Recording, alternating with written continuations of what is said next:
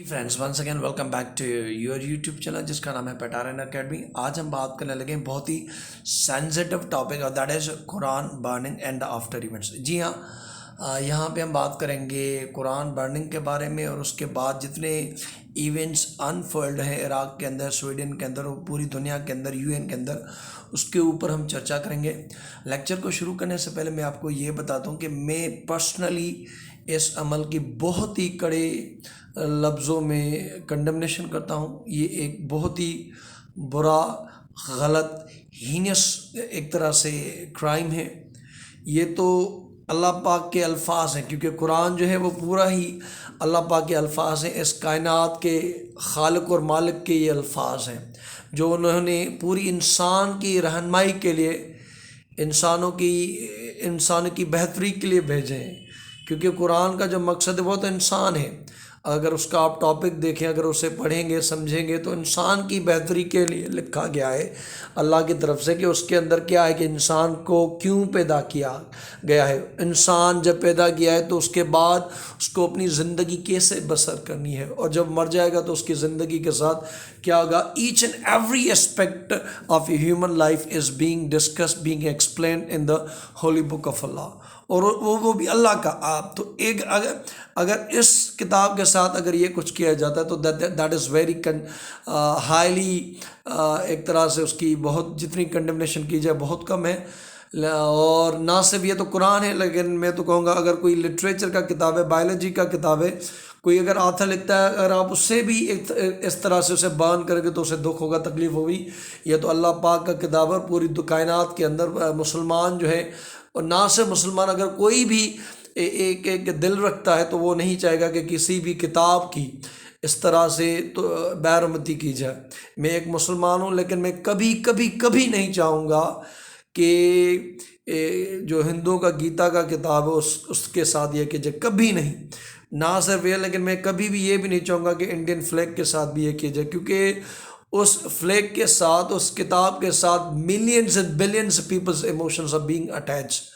और ये एक ऐसा एक फ्रीडम ऑफ एक्सप्रेशन है कि आप अलो कर देते हो कि किसी भी कि वो कुरान बयान करे या कुछ। तो अगर ऐसा फ्रीडम ऑफ एक्सप्रेशन है तो उस जो कोई अगर फिर तो कल को स्वीडन के हर बंदे को ये फ्रीडम ऑफ एक्सप्रेशन हो कि जाके वो सदर को अलो हो कि अपने सदर को गाली दे या अपने चीफ ऑफ स्टाफ को गाली दे, कोई ऑफेंसिव एक्शन करे।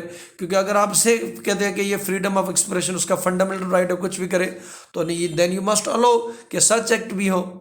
या आगे हम डिस्कस करेंगे कि जब एक वहाँ पे एक मुसलमान ने कहा कि मैं तोरा और जो डिफरेंट जूइश पीपल है उनको मैं ज़बान करूँगा, तो तब दुनिया से कंडेमनेशन है कि ये नहीं होना चाहिए। वो भी उसने बंदे ने तर्क कर दिया, क्योंकि उसका ये मकसद था। मैं तो कुरान के लिए आपको अटेंशन केज करना चाहता था कि वो तो रेस्पेक्ट कर रहा था उसे, अब आखिर में उसने किया। लेकिन ये एक तरह से एक अजीब किस्म का अमल है। और आप देखें, उसी जब स्वीडन ने उसे अमल किया तो इराक़ के अंदर उसकी एम्बेसी को बैन कर दिया, पूरी दुनिया के अंदर प्रोटेस्ट।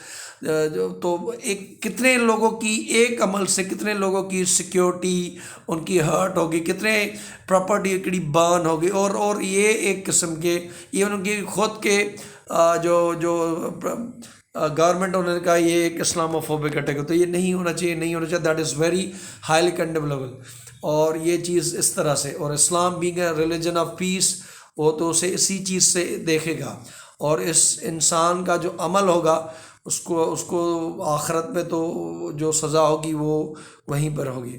जैसा कि जानते हैं कि before going to study are make a lecture, are make a question, ताकि एक इंटरेस्टिंग कॉम्बिनेशन बन जाए। यहाँ पे आज एक इंग्लिश का क्वेश्चन है, आई एम सीनियर, यहाँ आपको बताना होगा कि तो लगेगा I am senior to you, I am senior than you. What is the right option? You have to mention in below comment. I won't give you answer. ठीक है ना। अब जैसा कि जिस बंदे ने जिस खबीस बंदे ने, आप कह रहे हैं बदबख्त, क्योंकि उसने ना सिर्फ अपनी ये ज़िंदगी ख़राब की, क़यामत भी ख़राब, हर चीज़ उसने अपनी ख़राब कर दी है। बहरहाल अल्लाह पाक उसको हिदायत दे, वो अल्लाह पाक की मर्ज़ी है किसे क्या कर देता है, लेकिन उसने अमल बहुत गलत किया है। Iraq has expelled स्वीडन्स ambassador. देखें, हर मुल्क के अंदर एम्बेसी होती है जहाँ पे हर मुल्क के एम्बेसडर बैठते हैं।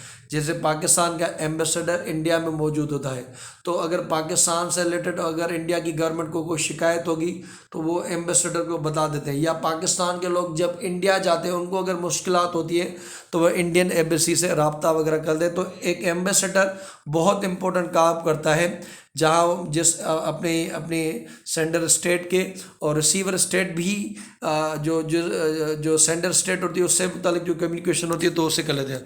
تو عراق کے جو ایمبیسڈر تھے، عراق کے نہیں، سویڈن کے ایمبیسڈر عراق نے اسے کہا کہ آپ لیک کر دیں، کیونکہ کوئی بھی کنٹری کے اندر آپ ایمبیسی آپ اس کنٹری کی مدد سے کھول سکتے ہو، لیکن جب آپ کی کنٹری دوسری کنٹری کہے کہ آپ نہیں رہ سکتے، آپ کو چھوڑنا پڑے گا، تو you have to leave.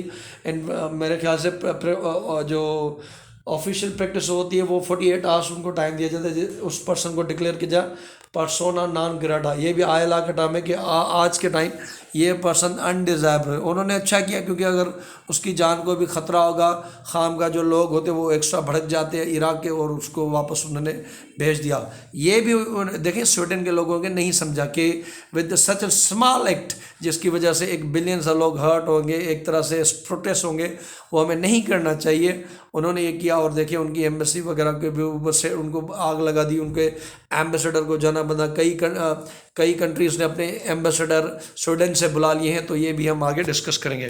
Embassy in Baghdad and set parts of building, جیسے میں نے کہا کہ اس کی بلڈنگ کے کچھ حصوں کو لوگوں نے آگ لگا دی۔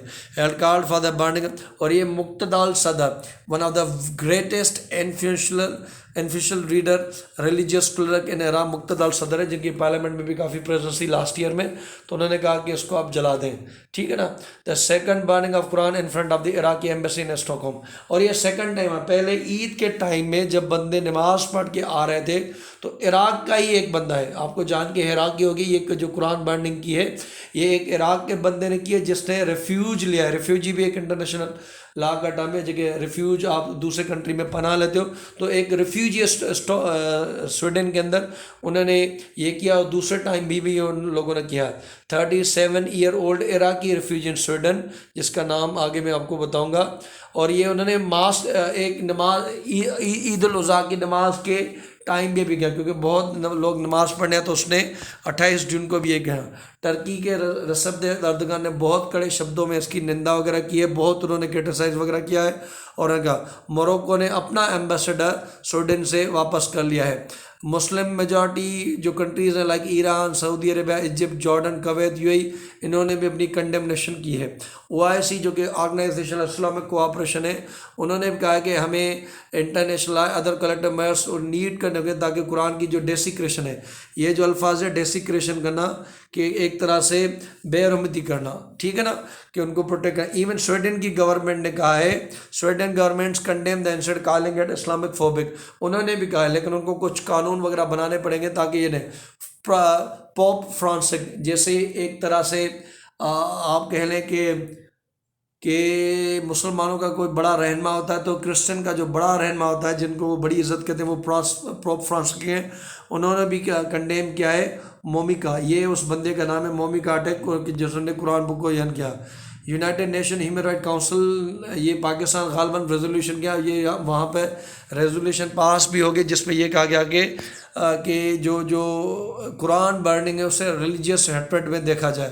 کافی کنٹریز نے پاکستان حق میں ووٹ دیا، ایون انڈیا نے پاکستان کے حق میں ووٹ دیا کہ یہ نہیں ہونا چاہیے۔ کل کو اگر کوئی گیتا کے اوپر بھی میں کہہ رہا ہوں کہ اگر کوئی بان کرے گا تو پاکستان اس کی فیور میں آئے گا۔ اور مسلمز جیسے اسلام آباد، کراچی اور لاہور کے اندر انہوں نے ریلیز بھی نکالی تھی، کیونکہ پرائم منسٹر شہباز شریف نے کہا تھا کہ آپ یہ ڈے وغیرہ سیلیبریٹ کریں، اور یہ فائل بھی موشن کی کہ یونائٹڈ نیشن کے اندر، جس میں یہ کہا گیا کہ ہم اسی چیزیں میئرس وغیرہ کہہ رہے ہیں تاکہ اس چیز کے ایک کو ہم روک پائیں۔ UN Human Rights Council approved a resolution on religious and hatred bigotry, but with all the council resolution it is not legally binding۔ اب UN کا مسئلہ یہ بھی ہے نا کہ UN کے اندر ریزولوشن تو پاس ہو جاتے، جیسا کشمیر کے لے کر وہ پاس ہو گئی، لیکن وہ اس طرح سے اتنی باؤنڈنگ نہیں تھی، کیونکہ اس کے اندر سیکیورٹی کاؤنسل کے اندر جو فی پرماننٹ ممبر ہے، اگر وہ چاہے تو وہ ہو جائے گی، اگر وہ نہیں چاہتے تو یہ نہیں ہوتی، تو یہ بھی ایک طرح سے باؤنڈنگ ایک سچ نہیں تھی۔ احمد علوش، یہ بھی انہوں نے سویڈن نے کہا کہ وہ پروٹیسٹ کرنا چاہتا ہے، وہ تورا کو برن کرنا چاہتا ہے۔ لیکن اس نے بعد میں اس چیز کو ترک کر دیا. انہوں نے کہا کہ میں تو صرف قرآن کے متعلق آپ کا اٹینشن چاہتا تھا کہ آپ جس چیز کو صحیح کہتے قرآن کے پس منظر میں آپ پھر تورا کے معاملے میں سے غلط کیسے کہہ سکتے ہیں.